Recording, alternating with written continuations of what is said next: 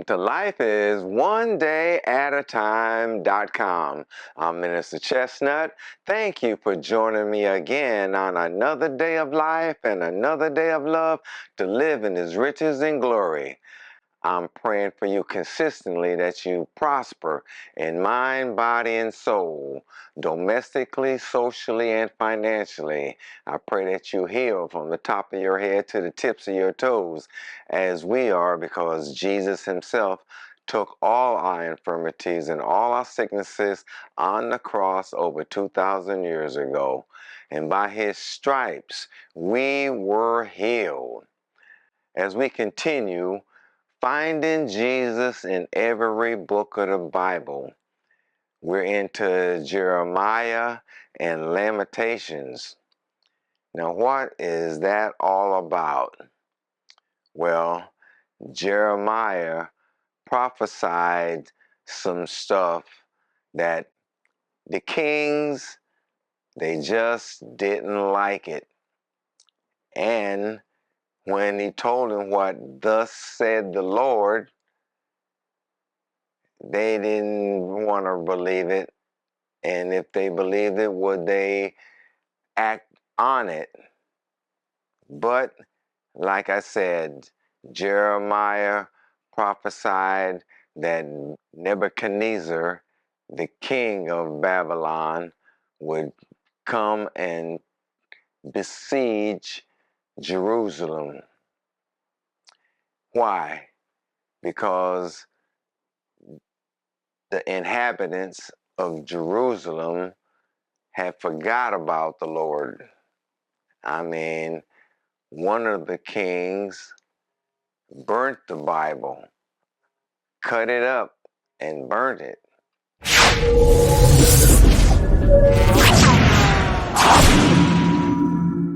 Now, when you get into the Lamentations, I mean, this is what Jeremiah saw when Jerusalem was being besieged and carried away.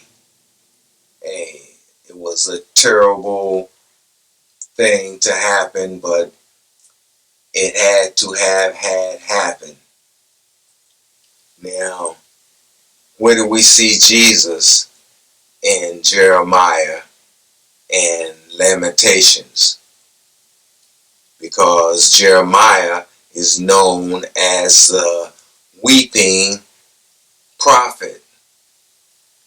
I mean, if we could find the scrolls that Jeremiah wrote on, they would be stained with tears. It's almost like a mother and their child. A mother will weep for their kids.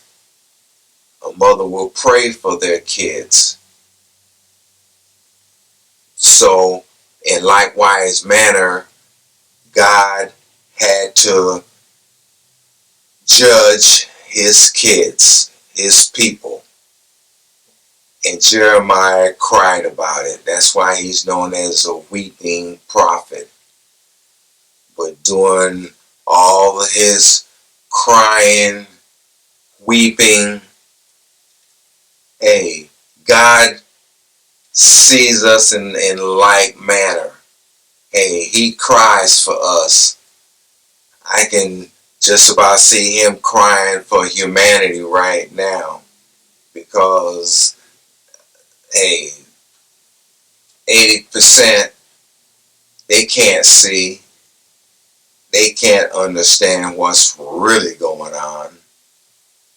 And God is crying for His people here in Jeremiah and Lamentations. He had to reprove them. That's why Nebuchadnezzar came in and took over. He had to reprove them.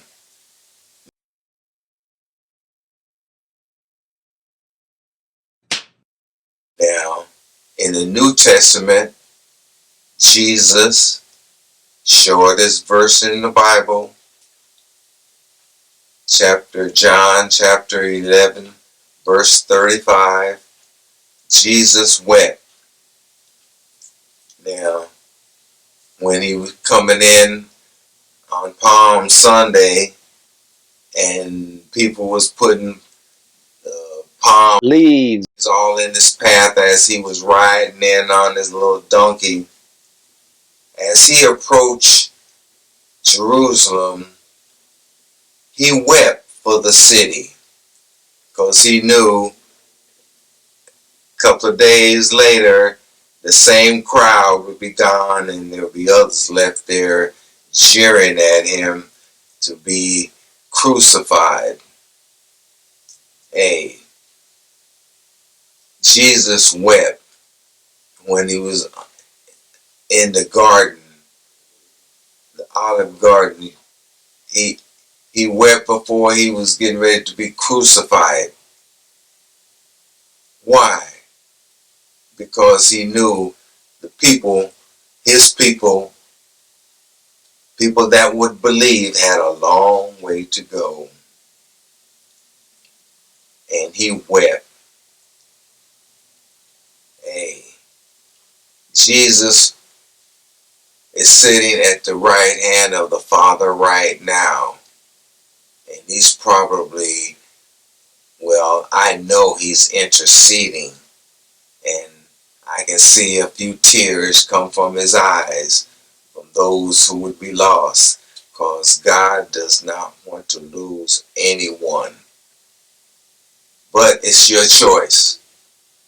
Hey, and I'm out of time.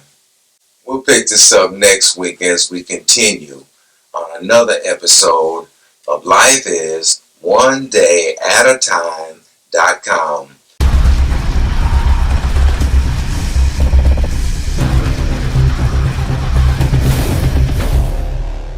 I can see Jesus on the cross weeping.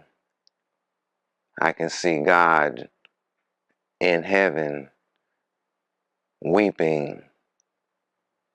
But it pleased the Lord to bruise Jesus, because in that act of sacrifice, a reconnection was connected, and we could have a beautiful relationship with God. In Revelation chapter 21, verse 4, it reveals a beautiful sight that God will wipe away all their tears. But King David said it best that, hey, God may be angry for a moment, but his favor is for life. Tears may endure for a night, but joy comes in the morning. So when that joy comes, don't let nobody steal your joy. Say, when God gives you joy, the devil can't take it away, because he didn't give it to you. And as we continue, hey, one day at a time, hey, that's all we can take it. Life is one day at a time.com, where we find Jesus in every book of the Bible. And here we see Jesus as Jeremiah, the weeping prophet.